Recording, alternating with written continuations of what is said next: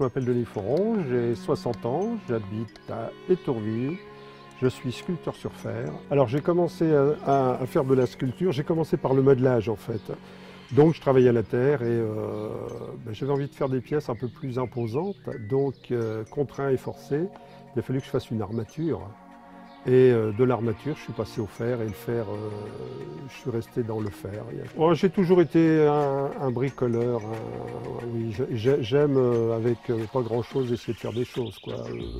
Étant petit, je travaillais la pâte Babybel. Je sais pas si vous voyez des choses futiles, mais voilà, j'avais quand même ça dans la peau malgré tout.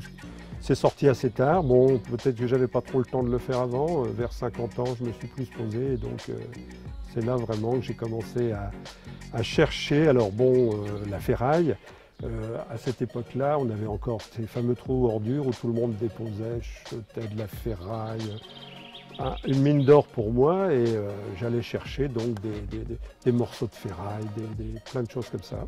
Depuis que j'ai fait de la sculpture, je me suis mis aussi un peu à la peinture, un peu, voilà, ça mène à tout, hein.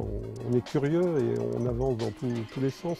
J'ai fait du vitrail aussi. J'ai travaillé avec une verrière, on a mêlé le fer et le verre.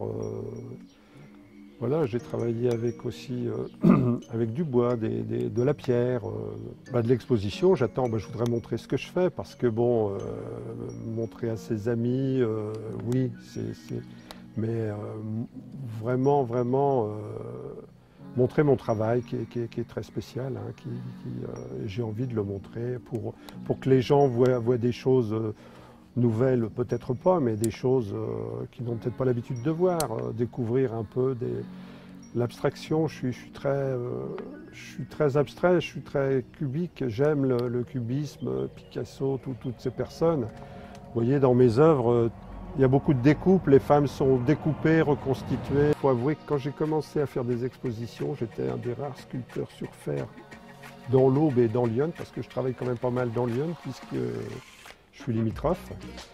Mais j'ai jamais vu mon travail reproduit ou j'ai jamais été influencé par un sculpteur sur fer. Voilà. Alors dans la première salle, j'ai l'intention de présenter un bestiaire, c'est-à-dire des animaux insérés dans des galets, des choses comme ça. Donc ce sont des taureaux, ce sont des chevaux, ce sont des oiseaux. Voilà, pour montrer aux enfants aussi. C'est bien, j'ai déjà exposé dans des médiathèques pour des classes et apparemment les enfants sont très curieux, très curieux, beaucoup plus curieux que les adultes, hein. J'aimerais présenter mon travail très abstrait de femmes découpées, donc une vingtaine de pièces. Et puis j'ai fait aussi des tours, une influence américaine, un peu ces quartiers déshérités aux États-Unis, quoi, où il y a des grandes tours avec des escaliers, des choses extérieures. Oui, au départ, je voulais mettre un titre sur chaque thème, en fait, hein, le bestiaire, les tours et les femmes. Et en fait, savoir-faire, ça globalise bien le faire. Et ça va montrer le savoir, la possibilité d'animer des morceaux de fer, quoi, parce que le fer est quand même relativement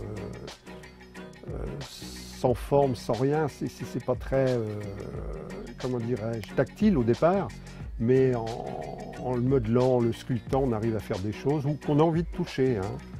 Moi, j'ai envie de toucher, que ce soit le fer ou la pierre, hein. Une sculpture, c'est tactile aussi, hein. C'est visuel et tactile, hein. Je me revendique sculpteur de mouvement parce que les lignes et les courbes m'intéressent beaucoup. Voilà. Et c'est pourquoi j'ai beaucoup travaillé sur la femme, la courbe féminine, la volute, tout ce qui est arrondi, tout ce qui est... voilà. Je vais travailler sur des séries, je vais en faire une dizaine, une quinzaine, et puis je vais passer complètement à autre chose. Voilà. Pour pouvoir redécouvrir autre chose, d'autres techniques, d'autres... J'aime quand je suis en exposition, voir des gens qui me disent « Ah ben oui, ça c'est quoi? Oh, bah, c'est pas terrible. » Même quand la critique est mauvaise, c'est de ne pas laisser indifférent. Voilà, c'est l'essentiel.